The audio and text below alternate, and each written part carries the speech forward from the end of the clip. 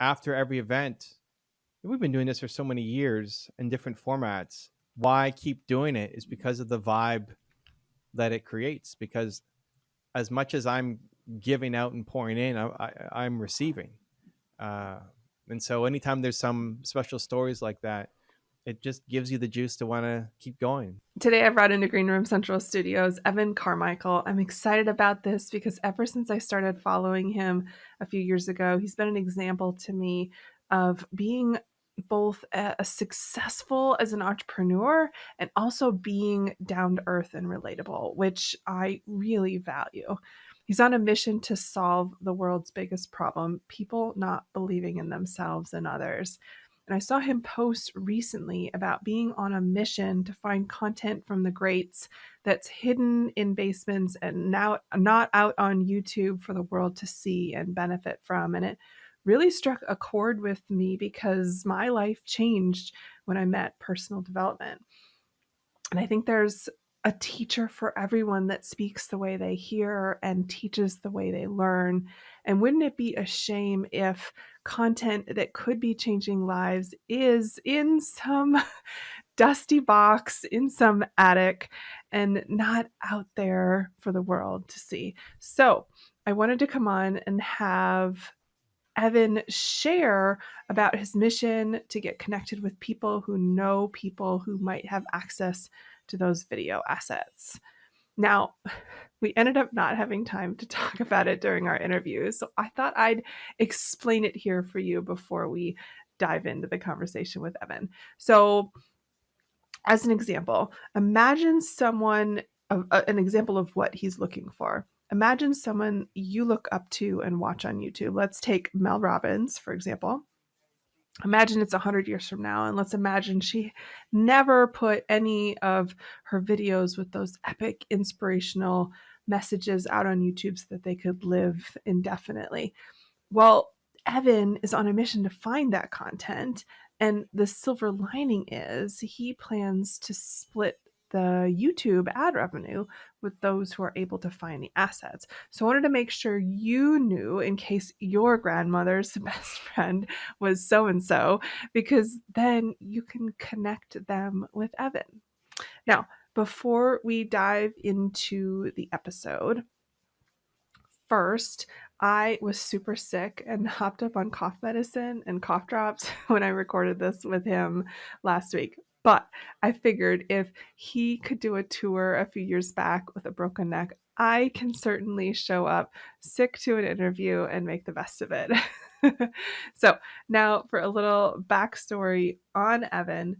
Evan Carmichael believes in entrepreneurs. Gary Vaynerchuk called him the DJ who inspires people, and Ed Milet called him the modern day Napoleon Hill. At 19, he built and then sold a biotech software company. At 22, he was a venture capitalist, raising $500,000 to $15 million. He now runs a YouTube channel for entrepreneurs with over 3 million subscribers and 500 million views. He's written 4 books and he speaks globally. He wants to solve the world's biggest problem. People don't believe in themselves enough. Forbes named him one of the world's top 40 social marketing talents, and Inc. named him one of the 100 great leadership speakers and 25 social media keynote speakers that you need to know. And for a little fun, he set 2 world records. He used a trampoline and a stand-up desk. He owns Canada's largest salsa dance studio where he met his wife and has a giant bag of Doritos, get this, in front of him all day long to remind him that he is stronger than the Doritos. Toronto is his home. He's a husband, father, League of Legends fan, and Timo main. Welcome to Greenroom Central Studios. Say hello to Linchpin Nation. Thank you for having me. It's great to be here. I'm excited to dive in. I am too. So I thought we'd start by having a little fun and ask you to share a story. So the whole premise for this show is that the belief that being in the room is everything. And as a little backstory for you, a little over 6 years ago, I stepped into my first 4-day personal development seminar. It happened to be Brendan Burchard's, and it changed my life. Within 11 months of being in that room, I left my 16-year corporate career. I started my own business. We sold our house. We moved from the Midwest to the Pacific Northwest. We paid off all the debt we'd been under for like a decade and a half. It was a massive shift. And so to start us off today, I'm wondering if you would share a story of a room that you made it into that changed your life. Wow, so many. The first was honestly in high school with my teacher mentor in my last year. Her name was Madame Farr. And my school did this thing where they partnered you with in your graduating year with a teacher who became your mentor for the year. And most people didn't do anything with it, but I met Madame Farr every week. And I mean, she obviously taught French, but I don't use French. It's not really that helpful in my day-to-day Yeah. life. But she met me every week just to see how I was doing. And up until that year, I was a B and C student, and I graduated A plus Mm, across the board. Not only because of her, obviously I did a lot of work and I had my parents and everything else, but she was really influential for me. And I didn't even know that that was a room that I needed to be in. yeah. I was just kind of offered it and I said yes. There's been many personal development rooms I've been in as well, but that was probably, the first one apart from being born into a family with my parents, and that was the room that I was kind of born into. Yeah. But yeah, Madame Farr had a big impact on my life. That's special. It also kind of kicks off that whole belief concept for you, I believe. Yeah, I mean, my belief initially came from my parents. My mom would always say, "You're Evan Castrilli Carmichael. You can do anything you Mm, believe that you can." And I remember always having to have the talk when our report cards came in at school. My sisters were all getting their A's, and I have an older sister and a younger sister. I was the boy in the middle, getting my B's and C's. So not failing, not a terrible student, but not applying myself and not yeah. getting what I could be getting. And they would always leave a conversation telling me that not that I need to do better and I should be doing better, but that you're Evan Castrilli Carmichael. You can do anything you believe that you can. And so I think if they've told it to me enough that It's stuck. at 43, it's still in my head. So that's probably where it began. So I know you speak at events, and 83. So we're both 80s babies. Is that right? I was 1980. Yeah, me too. Yeah. So I know you speak at events and you go to events and you host your own events, like your mastermind, your tour, and the meetups you do when you travel. Is there something special about building your own stage that makes you especially grateful to have made that happen? Wow, what a question. There's something special about being with your own tribe. Mm. I think most of us are weird. How so? Right? Like you're pretty weird, Sarah. You're doing a podcast. It's pretty Yeah. weird. We tend to think that, oh, it's normal to have a podcast and it's normal to be an entrepreneur and it's normal, but it's not. No. It's weird. Yeah. Most people don't do this. Yeah. Yeah. If you look at your graduating class from high school or whatever, what are most people doing? Yeah. They're in some job Yeah. probably and hating their life. And so, just like when you found yourself at Brendan's event and it changed your life, Mhm. it's obviously, I mean, Brendan and sharing his great information, but also just being with your tribe, being with people who are also doing amazing things or want to do amazing things. Like if you want to do amazing things in your life, who do you tell that to? Yeah. Like probably nobody. Like maybe your spouse, and hopefully they're supportive. But a lot of us don't have anybody. And so when you can, whether you create your own group or find the group that's actually your Yeah. people, it's so amazing. It's great. And so I've been fortunate to be in a bunch of rooms, and also I like being able to bring people together in our program. So it's not so much about me, although I hopefully have something to share when I'm leading things, Yeah. but also like I want Sarah to meet John, Yeah. and like and people start businesses together and stay in touch together. Like you talk about the mastermind. Yeah. I do this 4 times a year mastermind group for thought leaders. You have to be a thought leader creating content. And for the women in the group, all share the same house. So like they get an Airbnb and they're all from different countries, Norway, Canada, United States, and another United States in a different state. And every time they're booking, they share an Airbnb, and the four of them take over this house. It's like they created amazing friendship. It's not even just about a business relationship, but they do shows together and help each other out. But like they formed friendships where it's really hard to make friends as an adult. Like how do you make new friends? We don't really a lot. Once you're out of school, how do you make new friends? Um, and so I love being able to bring people together, and we have a message and some education we're able to share. But the best part for me is learning how they've connected with each other, as opposed to just learning what I had to teach. When you debrief with, I assume you debrief with Nina after like a mastermind event, for example. Is that what you guys are talking about? Like that's like still putting a smile on your face? Is like, did you see that happen in the room? Yeah, I mean, Nina's my wife, I guess, for people who are watching, and also very involved in the operations of.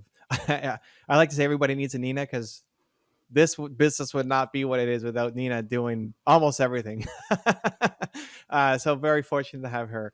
But yeah, I mean, in looking at after every event, we've been doing this for so many years in different formats. Why keep doing it is because of the vibe that it creates. Because as much as I'm giving out and pouring in, I'm receiving. And so anytime there's some special stories like that, it just gives you the juice to want to keep going. I mean, I'm sure if Brendan heard your story, he'd be like, yeah, that's why I do what I do. Yeah, exactly. Sarah, like, thank you for sharing that. That's the kind of stuff. Like Brendan is great, but he doesn't need to hear himself talk. He doesn't get on stage just to hear himself talk. He gets on stage to impact and help. Change lives. And so he's seen enough of it, I guess, now with people sharing, and same thing for my audience. But it's in hearing your story that gives him the motivation to just keep going and doing it and keep serving, because it's working. Yeah. I finished your latest book, Momentum, last night. It's outstanding, by the way. Every entrepreneur should read it. What stopped me in my tracks was the 2% rule and getting started without a plan.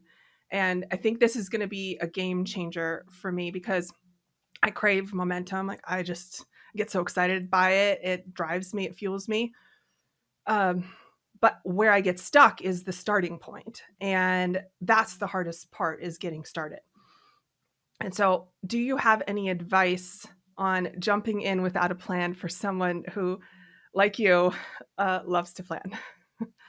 Yeah, well, I'm a recovering perfectionist. So planning is really just fear. We're fear of failing. We're fear it's not going to work out. So we have to have it all perfect before we do anything. And perfectionism seems like it's a good thing, but it's like, it's not. It prevents you from doing amazing things, prevents me from doing amazing things. A couple of things that have helped.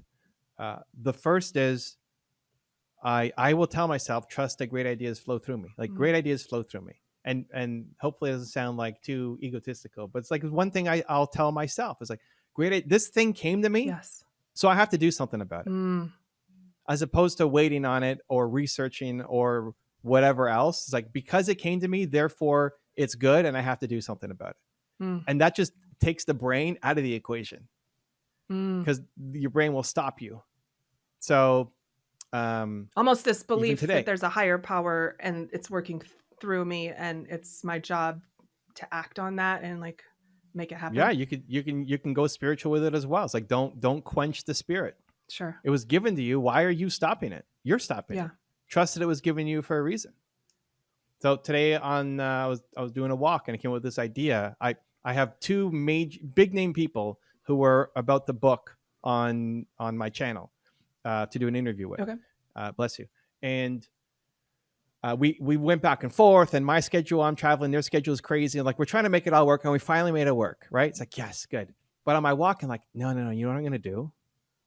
Instead of me just doing an interview with them, I want to have them present inside of Movement Makers. That's my community. Let's have them join Movement Makers, and I'll interview them in front of everybody for the first half hour.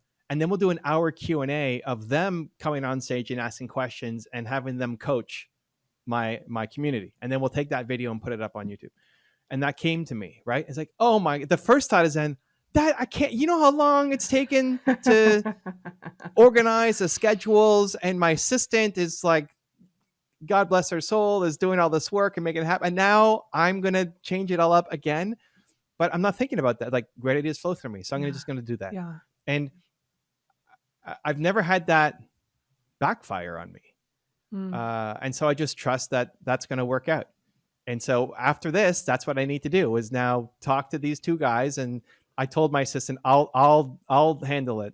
Like, I'll tell them that it was my crazy idea and that we should do this, so that you don't have to go back to them again and like figure out the timing.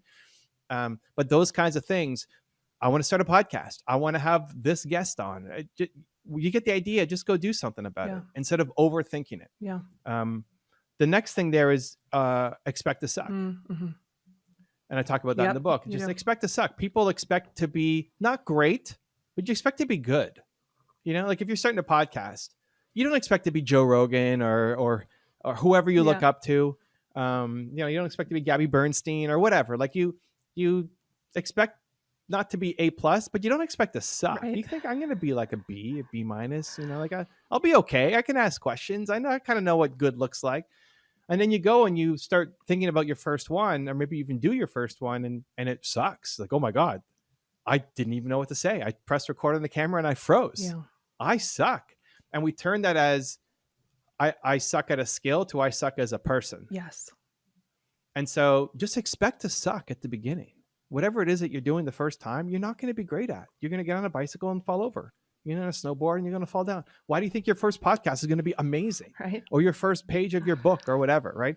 So that I'll tell myself too, like the permission to suck at the beginning, which then allows me to take the first step and just keep going. So good. Thank you.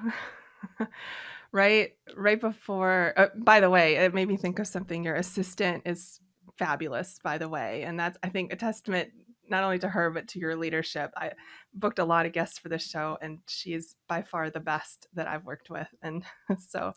all right. Well, we'll clip this and send it to her. Thank you. I sent her an email as well, because I just was so grateful for her.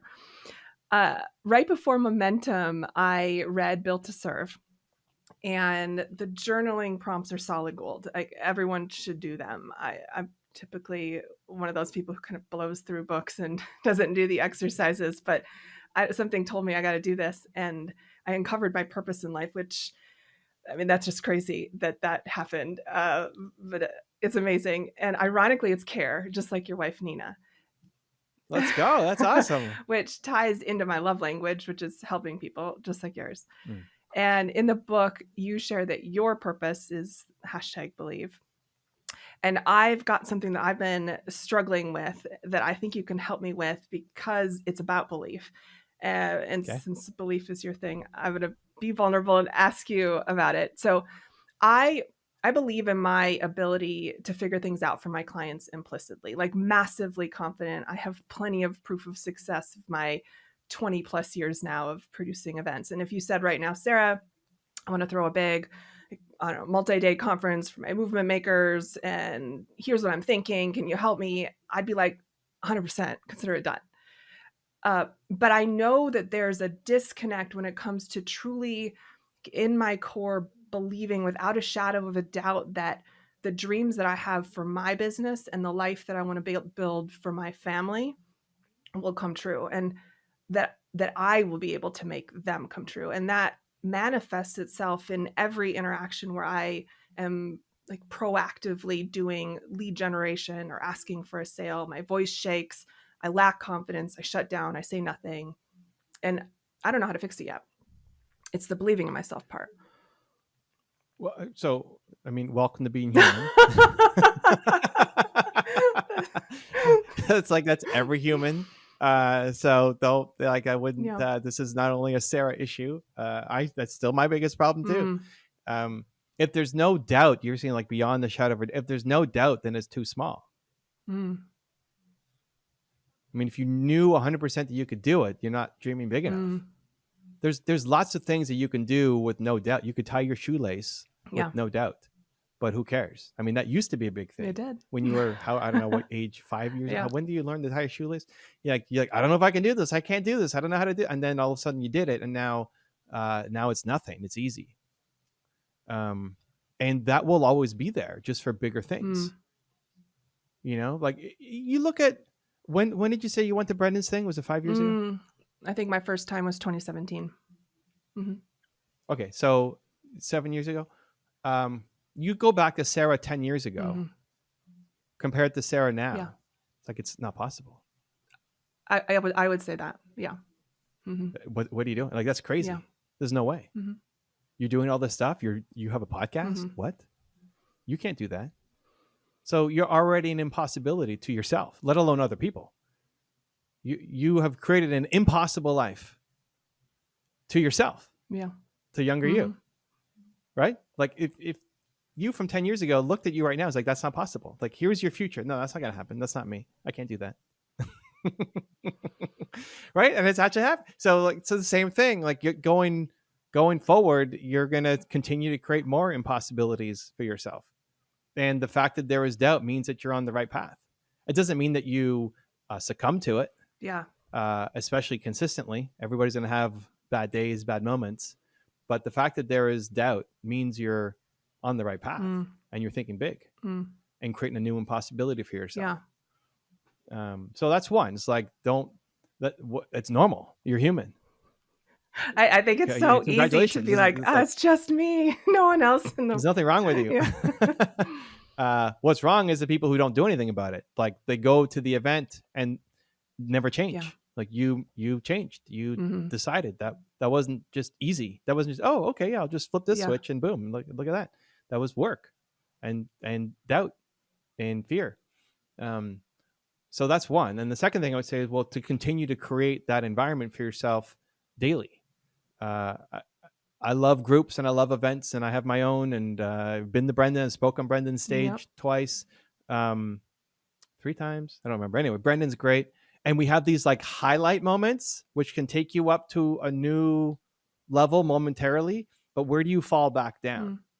And then it's in those daily habits. I didn't wake up today. It's like, oh my God, I'm going to change the world. This is great. I'm so excited. Right? That didn't happen this morning.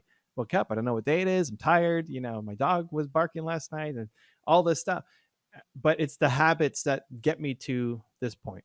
And so why I make the videos that I make is for me.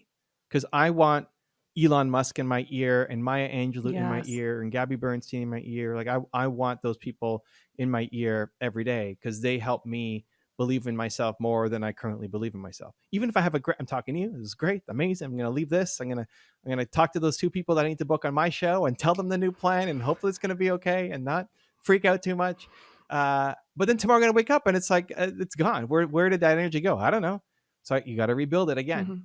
And so this is why a lot of people go to events and then never make a change. They just get really motivated and excited. But what's the point of motivation? What's to give you the courage to go do the thing that is necessary in your life? Like, motivation alone doesn't do anything, just makes you feel good.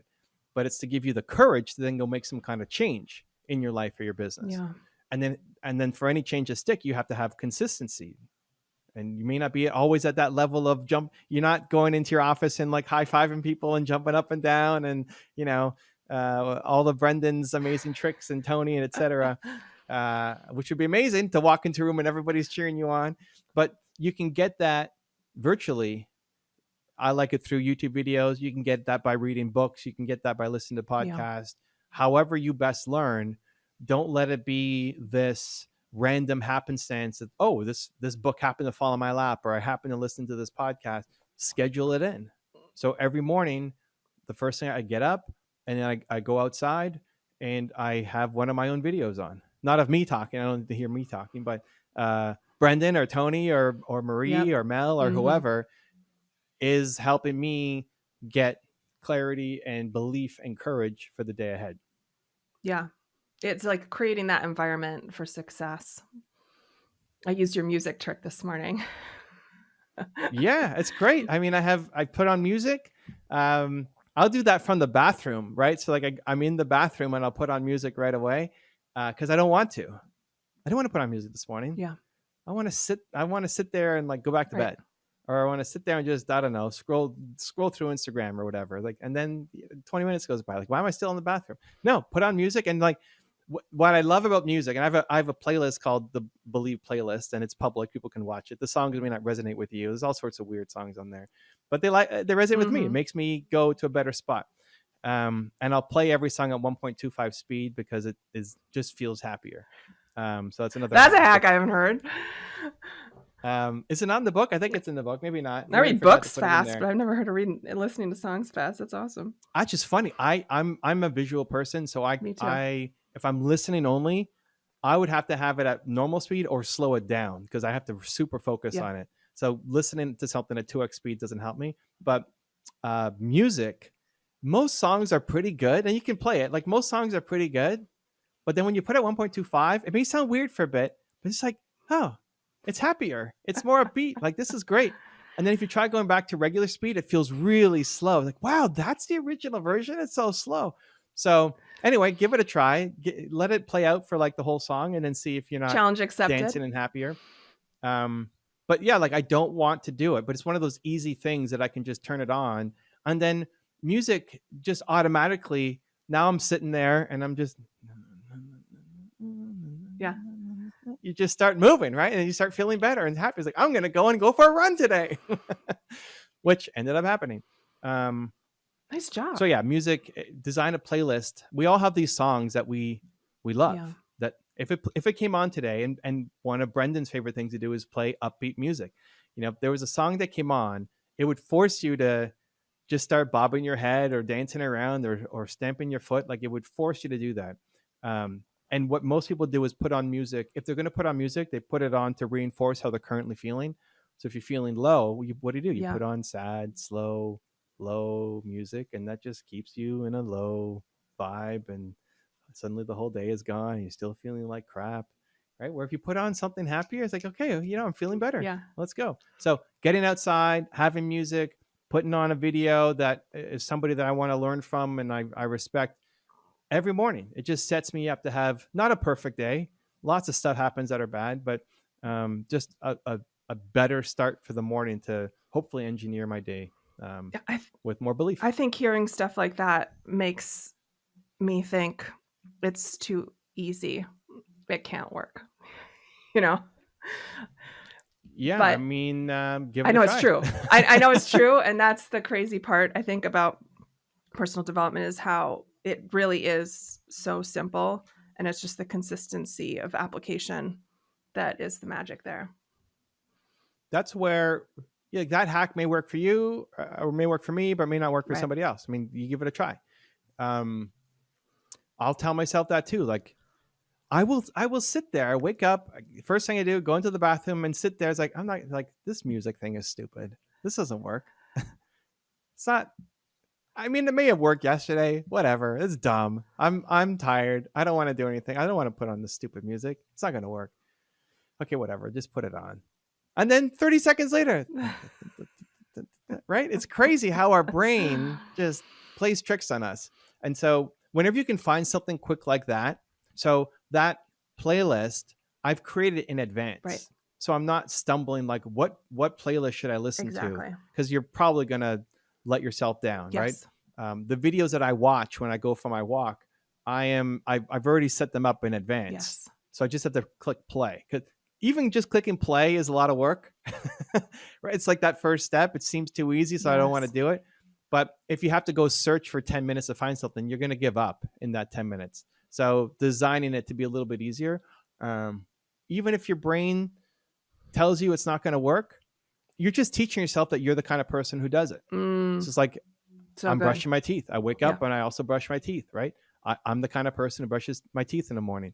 And the more you do it, the easier it is for it just to be automatic. Yeah. Like you get in your car, you put your seatbelt on, I hope, right? I mean, it's automatic. You're not thinking about, you don't have to remind yourself, I hope, to put your seatbelt on when you get in the car.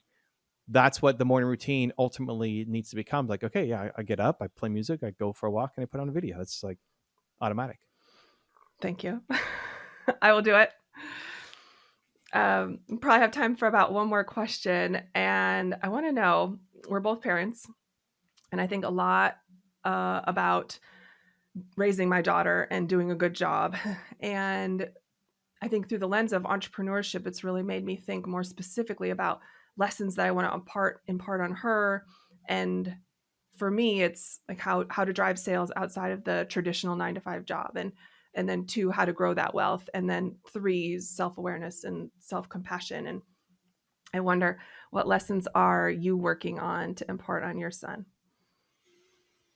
I think the greatest thing my parents gave me was just love, Mm, and they supported me in what I was doing, even though they had no idea what I was mm-hmm. doing.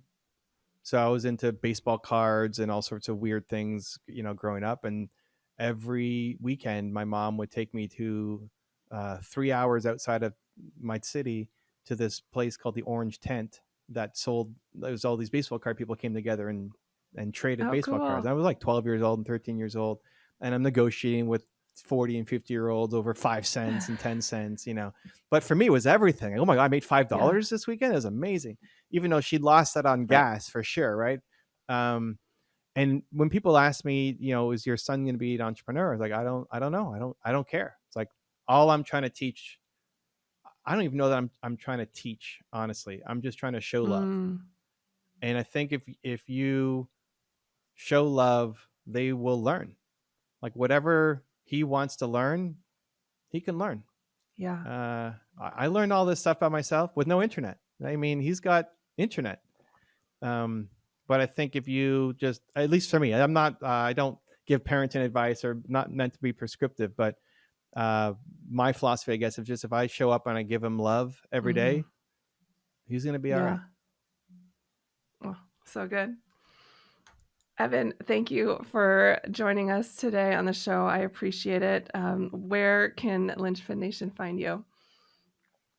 Uh, Evan Carmichael, where if you want the books, Amazon's the easiest spot. Otherwise, I'm probably on whatever social platform you're using.